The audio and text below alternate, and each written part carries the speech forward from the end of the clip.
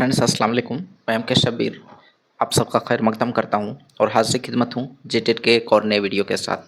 Friends, इस topic को मैंने क्लास नाइन्थ के निसाब से लिया है, शामिल निसाब है क्लास नाइन्थ में। और चूँकि 9, 10, 11, 12 सभी जो है आपके लिए बहुत इम्पॉर्टेंट हैं। सिलेबस की बात करें तो सिलेबस अब तक भी क्लियर नहीं है टॉपिक वाइज, और आप मान के चलिए 1 to 5 अगर आप एग्ज़ाम दे रहे हैं 1 to 5 के लिए, लेवल 1 के लिए, तो फिर आपको 9, 10, 11, 12 सभी देखना है। और अगर 6 to 8 के लिए आप एग्ज़ाम दे रहे हैं तो फिर ग्रेजुएशन लेवल तक का आपको देखना पड़ेगा। तो इस लिहाज से हालांकि ये 9th क्लास का है, लेकिन ये तो टॉपिक जो है मुश्तरका है। वली मोहम्मद वली दखनी आपको हर जगह पढ़ना है इसके बारे में, तो ये एक इम्पॉर्टेंट बात है। दूसरी बात ये है कि इसकी जो गज़ल है जो शामिल निसाब है क्लास 9th के लिए, उसको भी हम लोग एक नज़र देख लेंगे। तो फ्रेंड्स आइए बिना किसी ताख़ीर के इस वीडियो को शुरू करते हैं। तो सबसे पहले वली मोहम्मद वली दखनी, इसमें देखिए वली मोहम्मद जो है नेम है, और वली जो ये लास्ट में लगा है ये क्या है? तखल्लुस है। क्या है? तखल्लुस है। अब इसके पैदाइश के बारे में जान लीजिए कि इनकी पैदाइश जो है 1667 ईस्वी सन में हुई थी। कब हुई थी? 1667 ईस्वी सन में हुई थी। कहाँ हुई थी? औरंगाबाद में। कहाँ हुई थी? औरंगाबाद में। और इनका इंतकाल जो है 1707 ईस्वी सन में हुआ। कब हुआ? 1707 ईस्वी सन में हुआ।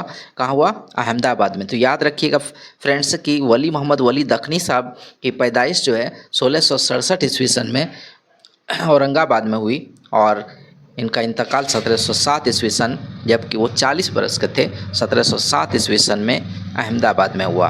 आइए, वली के नाम, तारीख़ पैदाइश और जाए पैदाइश सब के बारे में इख्तलाफ है। हालांकि ये इख्तलाफ है इसके बारे में, लेकिन बेशतर लोग इस बात पर मुत्तफ़िक़ हैं कि इनका नाम वली मोहम्मद और तखल्लुस क्या था?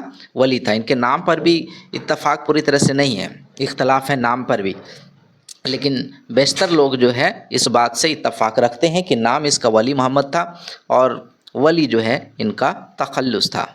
वह औरंगाबाद में पैदा हुए और इब्तदाई तालीम वहीं हासिल की। बाद में अहमदाबाद आकर उन्होंने शाहजहाँ उद्दीन की खानका के मदरसे में तालीम हासिल की, और वहीं जो है शाह नूरुद्दीन सरवर्दी के मुरीद हुए।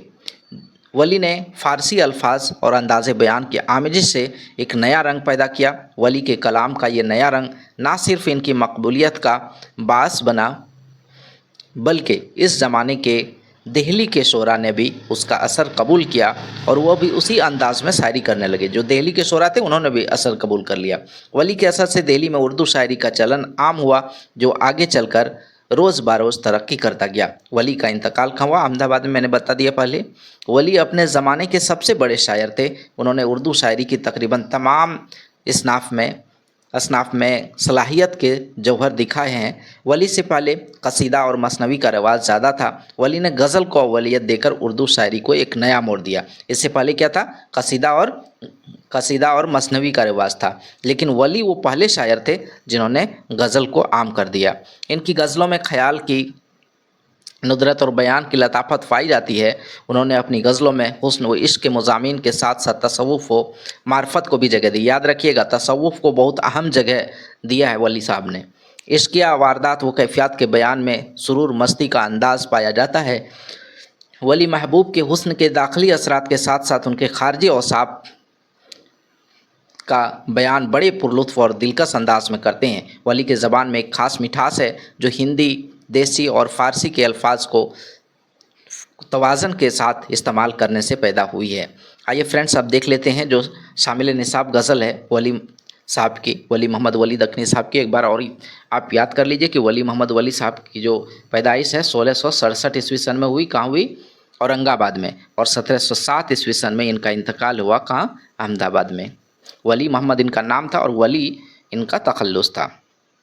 मुफलिसी सब बहार खोती है, मर्द का एतबार खोती है। तो फ्रेंड्स ये एक बात याद रखिएगा कि आपको ये इसलिए याद रखना है कि इस तरह से कहीं भी एक शेर उठा कर दे दिया जाएगा और उसके बाद जो है क्वेश्चन जो यहाँ से बनेंगे वो मैं वो बता रहा हूँ।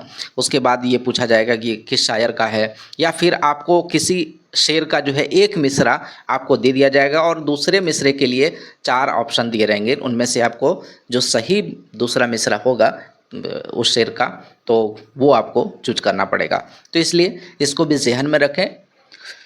मुफलिसी सब बहार खोती है, मर्द का एतबार खोती है, क्योंकि हासिले हो मुझको जमीयत जुल्फ़ तेरी करार खोती है। क्योंकि हासिल हो मुझको जमीयत जुल्फ़ तेरी करार खोती है, हर सहर शौक़ की निगाह की शराब मुझ अखियों का खुमार खोती है। यहाँ पर याद रखिएगा ये वली साहब हैं, काफ़ी जो है शुरुआती दौर में गज़ल लिखा और इसलिए देसी अल्फाज का यहाँ पर जो है बहुत यूज। मुझ जो यहाँ पर लिखा हुआ है ये हम लोग आज पढ़ते हैं मुझ, हम लोग मुझ लिखते हैं, ठीक है, मुझे।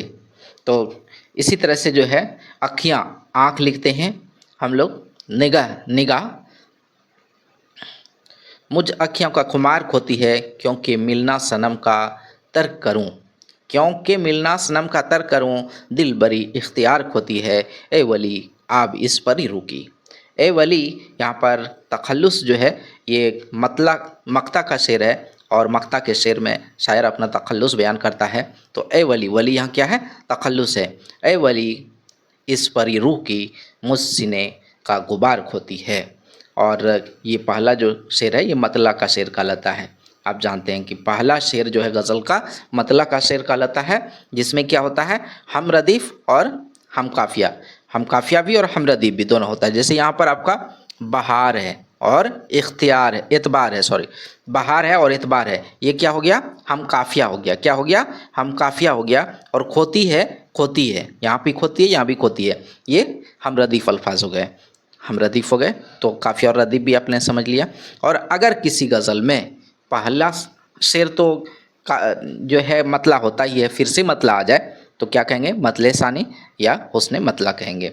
तो फ्रेंड्स इस वीडियो में बस इतना ही। इंशाअल्लाह ताला जेटेट के नेक्स्ट वीडियो में फिर हाजिर खिदमत रहूँगा। अल्लाह हाफ़िज़।